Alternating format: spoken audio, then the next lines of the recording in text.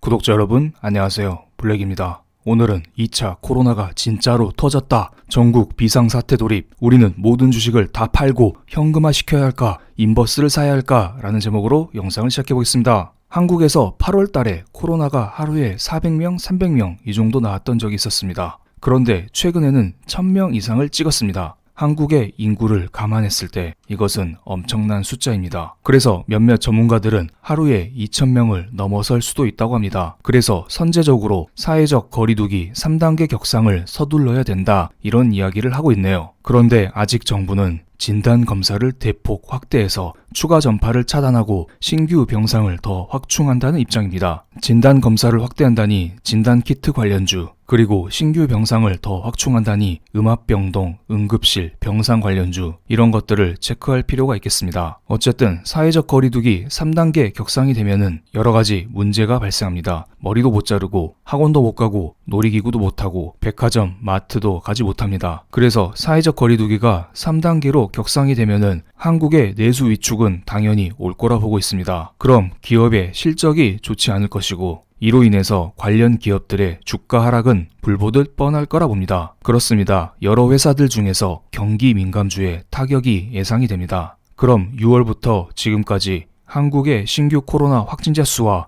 주가 차트를 비교해 보겠습니다. 그러면서 과연 앞으로 어떻게 진행이 될지 간단히 체크하는 시간을 갖겠습니다. 위쪽이 한국의 코로나 신규 확진자 수이고 아래쪽이 코스피 지수입니다. 8월 달에 한국에서 코로나 환자가 400명씩 늘어나자 당시 2400을 돌파했었던 한국 코스피 지수는 하락하면서 횡보하기 시작했습니다. 물론 이때에는 대주주 3억 이슈도 있었기 때문에 제가 볼 때 코로나 확진자 수가 급증했었던 8월 달에는 코로나 때문에 주식이 떨어졌던 것 같고 9월, 10월 달에는 대주주 3억 이슈로 인해서 주가 하락이 나타난 것으로 보입니다. 그런데 지금은 코로나 신규 확진자 수가 1000명이 넘었습니다. 그리고 코스피 지수 역시 역사적 고점을 계속 경신하면서 지금 너무 오른 거 아니냐, 이런 평가도 매우 많죠. 그래서 우리는 더더욱 조정에 조심을 해야 됩니다. 이번에는 코스피가 아니라 개별 종목별로 한번 비교를 해보겠습니다. 먼저 코로나 테마주로 알려진 카카오의 주가를 비교해 보겠습니다. 카카오는 코로나가 터지면 터질수록 강세를 보이는 경향이 있습니다. 그래서 8월 달에 주가를 보세요. 코로나가 터지자 오히려 주가는 더 상승하는 모습을 보이고 있습니다. 하지만 코로나가 조금씩 잡히자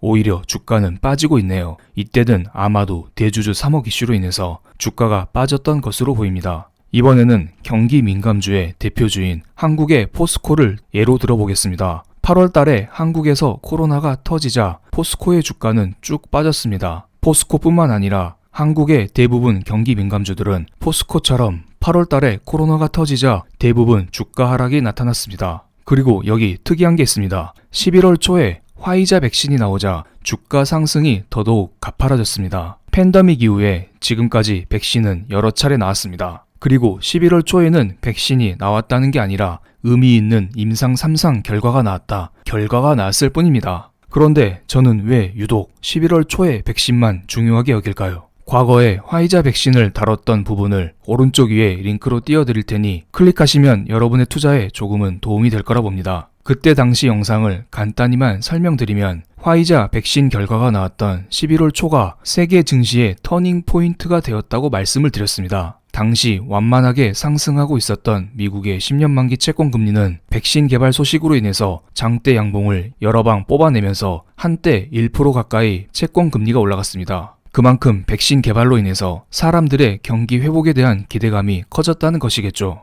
또한 세계 경기 회복을 바로바로 나타내고 있는 WTI 국제 유가 역시 화이자 백신 발표로 인해서 장대 양봉이 여러 차례 나왔고 그 이후 전 고점을 돌파해서 고가 영역에서 지금 움직이고 있습니다. 사람들은 백신 발표로 인해서 경기의 회복을 기대하고 있는 것입니다. 그래서 11월 초 이후 경기 민감주들의 강세가 두드러졌습니다. 한국뿐만 아니라 미국도 마찬가지였죠. 다시 코스피 지수를 보겠습니다. 8월달 당시에는 코로나뿐만 아니라 대주주 3억 이슈로 인해서 주가가 매우 지지부진했습니다. 하지만 지금은 조금 다릅니다. 지금은 백신 발표로 인해서 시장의 색깔이 조금씩 바뀌는 구간입니다. 또한 8월 달에 비해 개인의 참여도 역시 더욱더 커진 것은 사실이고요. 그렇기 때문에 이번에는 3개월씩 이런 식으로 조정을 주지 않을 가능성이 매우 크고 주가 하락폭 역시 그렇게 크지 않을 가능성이 매우 큽니다. 물론 지금 코스피 지수만 보면은 5일선, 10일선 여기를 지지해주면서 꾸준히 우상향 중인데 이 정도는 깰 가능성이 있다고 어느 정도 너그럽게 보시면서 열린 마음으로 투자를 하시는 게 낫습니다. 어쨌든 코로나가 1000명이 넘긴 넘었잖아요.